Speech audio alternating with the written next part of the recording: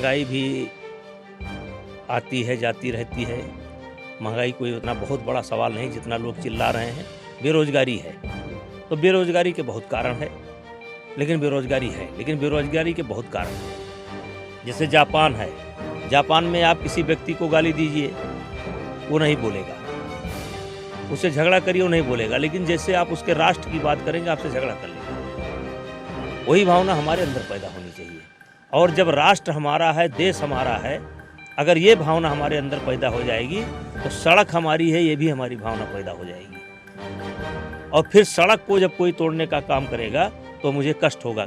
माननीय मुलायम सिंह जी की मैं इज्जत करता हूँ और देश के बड़े नेता हैं, लेकिन मेरे बाद उनका नेताजी नाम पड़ा है। मेरा नाम भी 78-79 में पब्लिक ने या विद्यार्थियों ने नेताजी कर दिया था, और आज 5, 7, 8 जिले ऐसे हैं कि 80 से आप कह सकते हैं नेताजी नाम आने के बाद लोगों का ध्यान हमारी तरफ ही जाता है। रेसलिंग में इस बार 3 रिकॉर्ड बने हैं। एक रिकॉर्ड ये है कि 86 से पाकिस्तान का एक रेसलर है जो हमारे बहुत अच्छे पहलवान अनुज चौधरी को हराया, सोमवीर को हराया, पवन को हराया। चौथी बार वो हैट्रिक लगाना चाहता था, लेकिन दीपक पुनिया ने उसको हरा करके उस हैट्रिक को रोक दिया और गोल्ड मेडल भारत के पक्ष में। एक सिल्वर है, 5 ब्राउन्ज है, यानी 12 के 12 खिलाड़ी लेकर के मेडल को आए हैं। लेकिन राष्ट्रीय अध्यक्ष होने के नाते मैं इस प्रदर्शन से संतुष्ट नहीं हूँ। कुछ खिलाड़ियों को हम सज़ा देंगे, क्योंकि कुछ खिलाड़ियों ने गलती की है, ट्रायल के बाद उन्होंने गलती की है, प्रैक्टिस नहीं की है, एंजॉय किया है, खेल को हल्के में लिया है, देश की भावना को नहीं समझा है। देखिए, बहुत से लोग तो ऐसे आपको मिलेंगे जिनको पता ही नहीं है कि हम क्यों पैदा हुए, हमें क्या करना है। उनसे पूछिए क्या कर रहे हैं, कहीं सोच रहे हैं क्या कर रहे हैं, कुछ नहीं कर रहे हैं। तो इसीलिए तो तिरंगा यात्रा फहराया जा रहा है, कुछ तो करिए भाई। नमस्कार, आदाब। मेरा नाम है फरहान आकिब खान और आप देख रहे हैं यूपी टाइम्स। हिंदुस्तान की राजनीति में अगर हम स्वतंत्रता के बाद की बात करें और अब तक बड़े बड़े नेताओं को देखा है, लेकिन अगर हम बात करें, कुछ ऐसे नेता रहे हैं जिनको जनता ने नेताजी के नाम से पुकारा। जी हाँ, अगर हम बात करें पहला नाम तो नेताजी सुभाष चंद्र बोस का आता है। वक्त बदला, दौर बदला, मुलायम सिंह यादव आए, उनको भी लोगों ने नेताजी कहा। लेकिन अब इस दौर की अगर हम बात करते हैं, एक और नाम है जिनको जनता प्यार से नेताजी कहती है। जहाँ हम बात कर रहे हैं बीजेपी से गद्दावर नेता और कैसरगंज सांसद, भारतीय कुश्ती संघ के अध्यक्ष बृजभूषण शरण सिंह। जी हाँ, इन्हें भी लोग नेताजी कहते हैं और इनसे आज हम बात करने के लिए जुड़े हैं, क्योंकि कॉमनवेल्थ गेम अभी समाप्त हुआ है और वहीं से वापस आए हैं पूरे मुद्दे पर। और भी कई मुद्दे हैं, इन पर बात करेंगे हम। नेताजी, बहुत बहुत स्वागत है आपका यूपी टाइम्स। बहुत बहुत धन्यवाद आपको भी। और अभी जहाँ तक आपने नेताजी की बात की, देखिए, सन 1975 में जब देश में इमरजेंसी लगी थी, उस समय गोरखपुर में एक छात्र नेता होते थे, स्वर्गीय रविंद्र सिंह। नेताजी नाम उनका स्वाभाविक पड़ा था। और माननीय मुलायम सिंह जी की मैं इज्जत करता हूँ और देश के बड़े नेता हैं, लेकिन मेरे बाद उनका नेताजी नाम पड़ा है। मेरा नाम भी 78-79 में पब्लिक ने या विद्यार्थियों ने नेताजी कर दिया था, और आज 5, 7, 8 जिले ऐसे हैं कि 80 से आप कह सकते हैं नेताजी नाम आने के बाद लोगों का ध्यान हमारे तरफ ही जाता है। चलिए, एक चीज़ क्लियर हो गई कि आपका नाम पहले नेताजी का आ गया। अब आते हैं कॉमनवेल्थ गेम पर। इस वक्त जब 56 देशों का कॉमनवेल्थ गेम हुआ और इंडिया का जो गेम समाप्त हुआ, और हम एक अच्छी पोजीशन पर हमने समाप्त किया। 4th रैंक हमारी रही, 22 गोल्ड लेकर आए। क्या कहना चाहेंगे? जो खिलाड़ी हमारे हैं वो बेहतर प्रदर्शन लगातार करते जा रहे हैं, क्या कहना चाहेंगे इस मामले में? देखिए, दुनिया में सबसे बेहतर सुविधा खिलाड़ियों को अगर कोई देता है तो भारत देता है। और आपके चैनल के माध्यम से मैं, जो खेल के प्रेमी हैं, इस समाचार को सुनेंगे, उनको मैं जानकारी देना चाहता हूं कि कॉमनवेल्थ नहीं, दुनिया के देश जब किसी टूर्नामेंट के लिए खिलाड़ियों को भेजते हैं, तो ये देख करके भेजते हैं कि किस खेल में मेरा मेडल आएगा, किस वेट कैटेगरी में मेरा मेडल आएगा कि नहीं आएगा, उस हिसाब से भेजते हैं। दुनिया के केवल 2 देश ऐसे हैं चाहे मेडल आवे और चाहे मेडल ना आवे। एक है भारत और एक है अमेरिका, यूएसए। केवल 2 ही देश हैं जो अपने खिलाड़ियों को चाहे मेडल आवे और चाहे ना आवे भेजता है, क्योंकि खेल भी एक बहुत बड़ा माध्यम बन चुका है कि दुनिया में आपकी क्या हैसियत है। और मैं ये धन्यवाद देना चाहता हूँ मोदी जी को। मोदी जी के आने के बाद भारत लगातार खेल में प्रगति कर रहा है, और जहाँ तक सुविधाओं का सवाल है, मैं पूरी जिम्मेदारी के साथ कह सकता हूँ कि जो सुविधा भारत अपने खिलाड़ियों को दे रहा है वो सुविधा दुनिया का कोई देश, यहाँ तक कि अमेरिका भी नहीं दे रहा है। सबसे बढ़िया सुविधा है। अब रहा सवाल कॉमनवेल्थ की। देखिए, देश बहुत प्रसन्न है, और ज़्यादातर मैं केवल रेसलिंग की बात करूंगा क्योंकि मैं रेसलिंग को देखता हूं। रेसलिंग में इस बार 3 रिकॉर्ड बने हैं।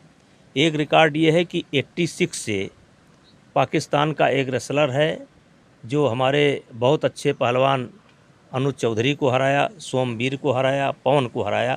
चौथी बार वो हैट्रिक लगाना चाहता था, लेकिन दीपक पुनिया ने उसको हरा करके उस हैट्रिक को रोक दिया और गोल्ड मेडल भारत के पक्ष में किया। दूसरा रिकॉर्ड ये है कि हर बार कॉमनवेल्थ में जब हमारी टीम जाती थी तो एक खिलाड़ी कोई वापस आता था, बिना मेडल के आता था। इस बार हम बिना मेडल के वापस नहीं आए हैं, सब के सब मेडल लेकर के आए हैं। पहले हमारा 5 गोल्ड था, इस बार हमारा 6 गोल्ड है, 1 सिल्वर है, 5 ब्राउंज है, यानी 12 के 12 खिलाड़ी लेकर के मेडल को आए हैं। लेकिन राष्ट्रीय अध्यक्ष होने के नाते मैं इस प्रदर्शन से संतुष्ट नहीं हूँ। हम 11 गोल्ड के दावेदार थे और हमारा 11 गोल्ड होना चाहिए था इस गेम में। और मैं जानता हूँ कि क्यों, अभी तो चूँकि देश का एक मूड बहुत अच्छा सा बना हुआ है, उस मूड को हम डिस्टर्ब नहीं करना चाहते हैं, लेकिन कुछ खिलाड़ियों को हम सज़ा देंगे, क्योंकि कुछ खिलाड़ियों ने गलती की है। ट्रायल के बाद उन्होंने गलती की है, प्रैक्टिस नहीं की है, एंजॉय किया है, खेल को हल्के में लिया है, देश की भावना को नहीं समझा है। नहीं तो हमारे 11 गोल्ड होने चाहिए। तो कैसी आप अगर जो भी कमियां उनमें दिखी हैं, देखा गया इस गेम में, क्या कर लेंगे? वो तो दूर कर लेंगे, लेकिन जहाँ तक मैंने अपनी भावना आपको व्यक्त की कि इस समय हमारा स्टैंडर्ड इतना अच्छा है। हमारी अभी वर्ल्ड रेसलिंग में हम चैम्पियन बने हैं, लड़कों में भी चैम्पियन बने हैं और जूनियर में, और लड़कियों में भी हम चैम्पियन बने हैं। आज हम दुनिया के आप कह सकते हो फर्स्ट देश, सेकंड देश, थर्ड देश, 3-4 में से हम इस समय हैं। और उसके बाद कॉमनवेल्थ में हम केवल 6 गोल्ड से संतुष्ट हो जाएं। हम दुनिया में इस समय बेहतर हैं। उसके लिए हम लोगों ने काम किया है, बड़ी लंबी चौड़ी प्रक्रिया है। इतना जान लीजिए कि पहले 3 नेशनल होता था, राष्ट्रीय स्तर की 3 प्रतियोगिताएं होती थी। एक खिलाड़ी जब एक प्रतियोगिता से चूक जाता था तो उसको साल भर इंतज़ार करना पड़ता था। आज 20 प्रतियोगिताएं होती हैं, राष्ट्रीय स्तर की 20 प्रतियोगिताएं होती हैं प्रति वर्ष, और लंबा चौड़ा हो जाएगा। तो अब ये 6 गोल्ड लेकर के आए, ये कोई हमने तीर नहीं मारा है। 10 लाते, 11 लाते, तब मज़ा आता। संतुष्ट नहीं है ये कहा जाए? बिल्कुल नहीं संतुष्ट हैं। अभी इस पर हमने अपने पूरी एजुकेटिव बुलाई है, पूरी जनरल बॉडी बुलाई है, रोहतक में हम मीटिंग करने जा रहे हैं, और उसमें कुछ सुधार करने की आवश्यकता है, उसको सुधार करेंगे। इस गेम में एक और अच्छी चीज़ देखी गई आपके द्वारा, जिस तरह आपने बताया कि आप कुश्ती देखते हैं, तो कुश्ती समिति का आपको निर्विरोध उपाध्यक्ष चुना गया है, और ये पहली बार है कि किसी इंडियन को वहाँ पर बिठाया गया है। क्या कहना चाहेंगे? देखिए, इसके पहले में भी मैं एशिया का भी वाइस प्रेसिडेंट हूँ। जैसे एशिया की पूरी कुश्ती को 6 ब्यूरो मेंबर चुने जाते हैं जो कंट्रोल करते हैं, उसमें भी मैं वाइस प्रेसिडेंट हूँ। और अभी कॉमनवेल्थ जो गेम्स है इसकी कमेटी बनी है, और मैं जा भी नहीं पाया था क्योंकि उपराष्ट्रपति का चुनाव था, मैं जा नहीं पाया था। तो सारे देश के लोगों ने भारत के नाम पर या खेल के नाम पर मुझको जो है वाइस प्रेसिडेंट चुना है निर्विरोध। इसके लिए मैं उन लोगों को बधाई देना देता हूँ। अभी ये सवाल रहे कॉमनवेल्थ के, अगर हम अभी बात करें तो 15 अगस्त बहुत नज़दीक है, और जिस तरह से प्रधानमंत्री मोदी जी ने आह्वान किया है घर घर तिरंगे का, और वो बहुत तेज़ी से आगे भी बढ़ रहा है, तो क्या संदेश देना चाहेंगे और आप तमाम लोगों को? देखिए, आज़ादी के 75 वर्ष हम पूरे कर रहे हैं, और आज़ादी कैसे मिली, कितना संघर्ष करना पड़ा, कुछ लोग जानते हैं, कुछ लोग नहीं जानते हैं। ये जो तिरंगे का यात्रा का मकसद है कि हर आदमी के मन में कुछ कर्तव्य भाव पैदा हो, संकल्प लेने की ज़रूरत है, कुछ नया करने की ज़रूरत है। केवल सरकार के करने से या कुछ लोगों के करने से ये देश आगे उतना नहीं जा सकता है। जब सब लोग कुछ ना कुछ संकल्प लेंगे, किसी एक बुराई को छोड़ेंगे, किसी एक अच्छाई को ग्रहण करेंगे और राष्ट्र प्रथम की भावना जब पैदा होगी तो दुनिया का विश्वगुरु हम बनेंगे। और मोदी जी का ध्यान लगातार इस तरफ है और वो आलोचना करने वाले आलोचना भी करते रहते हैं। लेकिन जैसे जापान है, जापान में आप किसी व्यक्ति को गाली दीजिए वो नहीं बोलेगा, उससे झगड़ा करिए वो नहीं बोलेगा, लेकिन जैसे आप उसके राष्ट्र की बात करेंगे आपसे झगड़ा कर लेगा। वही भावना हमारे अंदर पैदा होनी चाहिए। और जब राष्ट्र हमारा है, देश हमारा है, अगर ये भावना हमारे अंदर पैदा हो जाएगी तो सड़क हमारी है, ये भी हमारी भावना पैदा हो जाएगी। और फिर सड़क को जब कोई तोड़ने का काम करेगा तो मुझे कष्ट होगा, क्योंकि अभी सब के सब लोगों को ये भावना नहीं है। और इस यात्रा के पीछे मकसद यही है कि देश जिम्मेदारी निभावे, जो जिसकी जिम्मेदारी हो सकती है। कोई सफाई की जिम्मेदारी निभावे, कानून पालन करने की जिम्मेदारी निभावे, सहयोग करने की जिम्मेदारी निभावे। कोई नई बात नहीं, सब पुरानी बातें हैं, बस उसको थोड़ा रिन्यूअल करने की आवश्यकता है।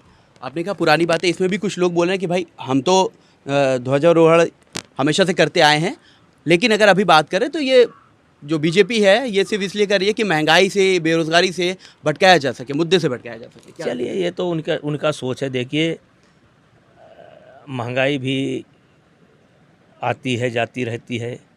महंगाई कोई उतना बहुत बड़ा सवाल नहीं जितना लोग चिल्ला रहे हैं। बेरोजगारी है तो बेरोजगारी के बहुत कारण है, लेकिन बेरोजगारी के बहुत कारण हैं। देखिए, बहुत से लोग तो ऐसे आपको मिलेंगे जिनको पता ही नहीं है कि हम क्यों पैदा हुए, हमें क्या करना है। उनसे पूछिए क्या कर रहे हैं, कहीं सोच रहे हैं क्या कर रहे हैं, कुछ नहीं कर रहे हैं। तो इसीलिए तो तिरंगा यात्रा फहराया जा रहा है। कुछ तो करिए भाई। अच्छा, अगर 2 दिन पहले की बात करें, एक राजनीति में एक बड़ा उथल पुथल हुआ बिहार की अगर हम बात करते हैं, तो बीजेपी का जो महागठबंधन था वो टूट गया। तो इस पर क्या कहना चाहेंगे नीतीश जी को लेकर?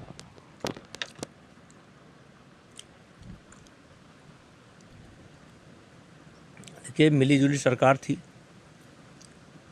हम नीतीश जी ने बीजेपी से मिल करके चुनाव लड़ा था और आज अलग हो गए। गिरिराज सिंह के बयान आप सुनते ही होंगे, अश्विनी चौबे जी के बयान आप सुनते ही होंगे, बिहार के नेताओं का बयान आप सुनते ही होंगे। वैसा कुछ हमारा भी मान लीजिए, कुछ देकर भी बता दीजिए नेताजी। वही मान लीजिए। अच्छा, वही मान लें। चलिए ठीक है, तो ये कुछ बयान था इन लगभग कई मुद्दों को लेकर। और आपने देखा हमारे साथ जुड़े थे सांसद बृजभूषण शरण सिंह।